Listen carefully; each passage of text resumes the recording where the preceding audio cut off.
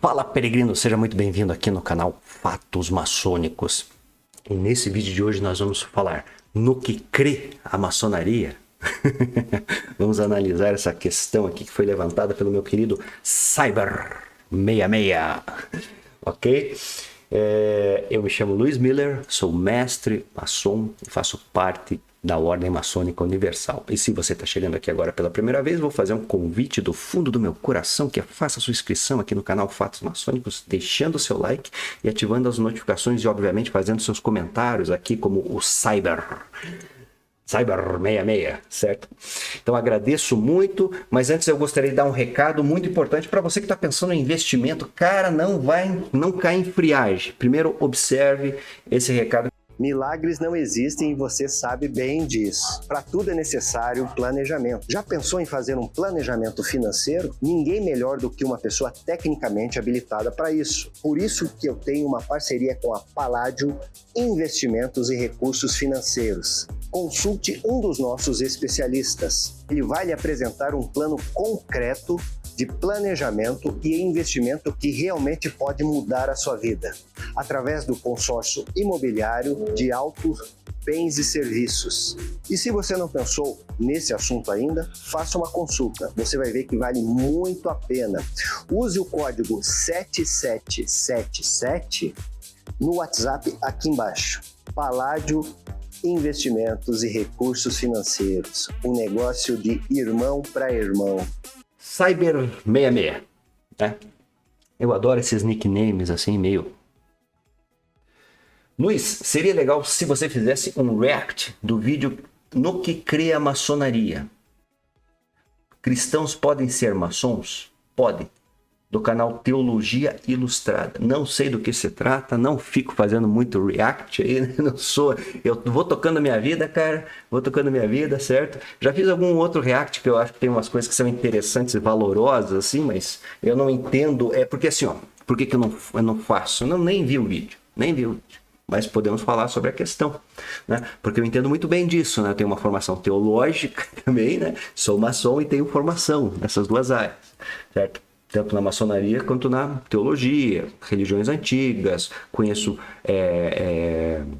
a igreja, estou falando da igreja de Roma, entre outras denominações existenciais aí nesse contexto do cristianismo, conheço tem religiões comparadas, esse tipo de coisa, né? Então eu gosto bastante dessa temática e sei como funciona a parte interna dessas instituições, né? Então eu já digo de antemão, né, que obviamente por conta da maçonaria, certo? A maçonaria é uma instituição que fala que para você ser maçom, você tem que crer num princípio criador, né? Ao qual se denomina grande arquiteto do universo, certo? Então, crer nisso, na verdade, é entender, né, que nós não viemos do puro acaso. Existe uma coisa a mais, uma força a mais. Como a pessoa denomina aquela força criadora, né, vai ficar a cargo dela. Daí uma perspectiva particular, né? Crer numa vida futura. O que é isso, né? São assim, as premissas, né, que a maçonaria tradicional, diga-se de passagem, coloca, né? Porque não é todas as linhas maçônicas que têm isso daí como postulado, né, dessa forma, certo? Crer numa vida futura. Certo? Então, o entendimento, né, que nós somos espírito, né, nossa essência espiritual, mas estamos vivendo num mundo muito denso de materialidade, né? Então, essa que é a questão, certo? Então, mas entender que lá no fundo, no âmago, que é justamente o objetivo da maçonaria, chegar na essência, né? Se a pessoa não tem esse tipo de disposição de procurar, pelo menos, a estar aberto a essa ideia, né? Que crer numa vida futura, como eles falam, né? Uma vida num mundo depois do desencarne, depois da morte, que ter uma existência, né? Se a pessoa acha que é um puro ateu, na verdade, negacionista, certo? Que acha que não existe nada além do que os nossos 5 sentidos diretos podem captar, então essa pessoa, se estiver na maçonaria, e existe, né, está no lugar errado, né? Então, isso é um papo para uma outra hora, certo? Mas a maçonaria é isso. E junto com esse conjunto, eu estou falando de maçonaria tradicional, é uma linha da maçonaria tradicional, certo? Esse conjunto de conhecimentos, na verdade, eles vêm em conjunto, com o perdão da redundância, né? Esse conjunto de conhecimentos, esse acervo de conhecimentos vem em conjunto com uma maravilhosa disposição que chama liberdade de pensamento.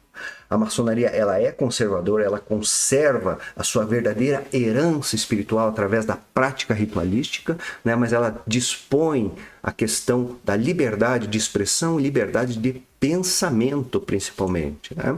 Que foi uma das... a parte boa, vamos pôr assim, da questão do iluminismo, lá da Revolução Francesa, né? Então, a parte boa foi justamente essa questão da expressão, que, como era o troço antigamente, né? Naquela ocasião, obviamente, falando da França, de toda a Europa, aonde sem dúvida existiam algumas monarquias absolutistas, né? Então você não tinha direito, né, de se manifestar, né? Senão os caras cortavam tua cabeça fora lá na guilhotina, né? Como muito, né? Como Luís XVI, né? Não sou parente dele, não. 1792 ou 93 guilhotinaram. Ali acabou, assim, foi um símbolo muito forte que ali a monarquia absolutista tinha sido decepada, né? Então foi essa questão aí, certo? Então, o que acontece, né? Por parte da maçonaria não existe nenhum tipo de preconceito, né? A gente vê isso na prática, né? Porque tem irmãos lá que são da Umbanda, tem irmãos que são da Igreja de Mórmon, irmãos protestantes, né? E esses irmãos já, você pega assim, por exemplo, lá no começo da maçonaria, você tinha lá o Jean Théophile des Agulhés, que era um anglicano, você tinha o James Anderson, que era um pastor presbiteriano também, né? Certo? Então você vê que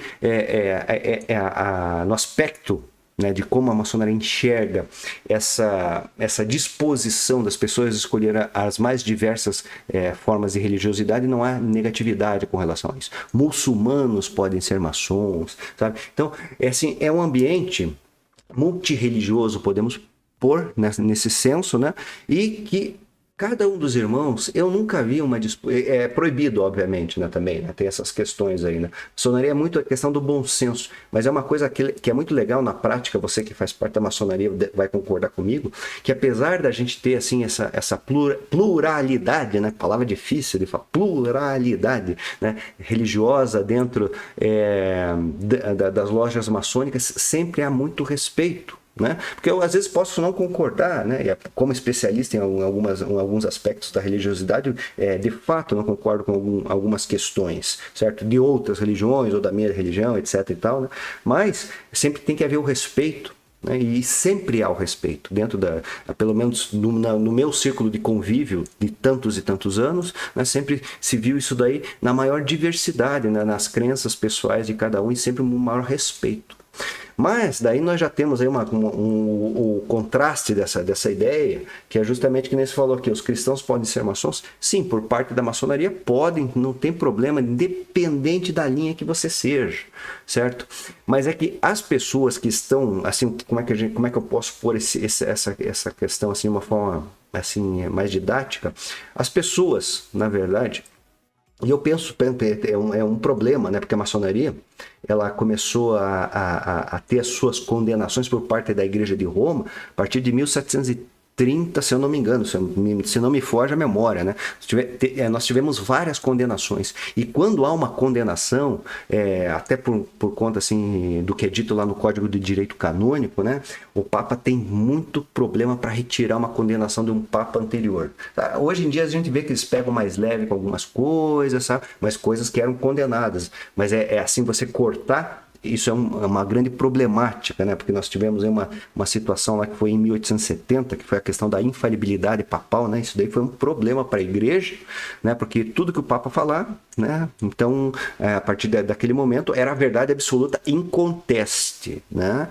Só que se você levar na lógica, na razão, isso daí é uma visão da igreja, né? Se eles atuam dessa forma, né? E hoje não tem tanta força quanto tinha antigamente, né?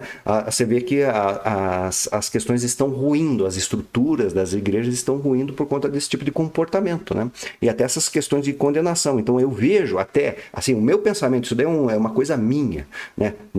Em relação à Igreja de Roma, por exemplo, né? Que com certeza, hoje nós estamos aí em 2024, os dirigentes, os cardeais, os arcebispos, né? Até entendem bastante de maçonaria, sabe? Entende, porque os caras leem, né, cara? Os caras pegam, os caras têm assim, são intelectuais de fato, né? Então entendem, só que fica essa barreira justamente por conta de condenações que ocorreram, etc e tal, certo? Que cria esse impedimento. Isso é um troço muito ruim, cara, para o maçom sabe? Eu conheço muitos maçons, né? Que daí o que acontece? Acaba fazendo vista grossa, porque nós temos muitos maçons que de fato são cristãos, são cristãos muito devotados, participativos, né?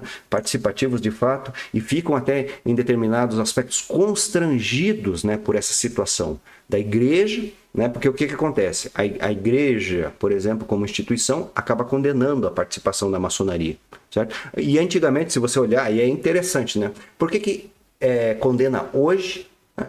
Mas antigamente nós tínhamos vários padres da igreja de Roma, estou falando, né? Existem mais de 200 linhas de catolicismo, para quem não sabe, só pesquisar aí, certo? As outras linhas, de forma nenhuma, assim, são linhas sacerdotais dentro do cristianismo, certo? Tem esses aspectos aí que diferenciam, por exemplo, das correntes protestantes, né? A Igreja de Roma é a única que eu saiba que condena, porque também, inclusive, tem amigos de outras religiões, né, de outras igrejas que fazem parte da maçonaria. Tem irmãos aí da Igreja Católica Liberal, da Igreja Católica Brasileira, por exemplo, que fazem parte e são, inclusive, aí tem irmãos muito importantes, né, tanto na igreja quanto na maçonaria, certo? Durante todos esses anos, então convívio, e são pessoas muito especiais, certo? Então, você veja, isso para entender essa questão dessas condenações, você tem que estar claro na mente que é uma igreja, né? um corpo, na verdade, né? Que faz a condenação. Não é toda a corrente, né? E eu creio, aí eu vou fazer, me perdoe, me dê licença ali, mas vou trazer minha opinião, né? Eu creio que se Jesus estivesse entre nós, ele não condenaria a maçonaria. Jesus é amor. Ele não é a questão doutrinária dele, ele não procurava trazer esse aspecto, né, de guiar pelo exemplo, né? O exemplo dele era o amor, era o rigor também, mas era o amor, certo? A disciplina, o respeito, você veja que beleza. E uma vivência espiritual, né? Sabe? Eu garanto que se ele tivesse hoje aqui, né, falando de uma forma assim concreta, né, independente de crenças, por favor, não, sabe, não me interprete mal no que eu estou falando, mas se ele estivesse hoje vivo entre nós, convivendo com a gente, eu duvido que ele materialmente falando, duvido que ele condenaria a maçonaria. Pense no assunto. Então, nesse vídeo de hoje, eu agradeço, né, Cyber 66. Nesse vídeo de hoje eu vou ficando por aqui, agradeço de fato, né, o seu comentário aqui, que para a gente poder desenvolver esse assunto, que foi muito bacana, eu gosto muito, cara, mas são as áreas metafísica, religião, maçonaria. Cara, são minhas paixões, cara, certo? Então, nesse vídeo de hoje eu vou ficando por aqui e convido você a conhecer meu site, né, onde você pode experienciar de forma prática, através de livros e cursos, tudo isso que eu estou falando, desse aspecto mais profundo das coisas, certo? Te aguardo lá nos meus livros, nos meus cursos e no nosso próximo encontro. Um fortíssimo e grande abraço.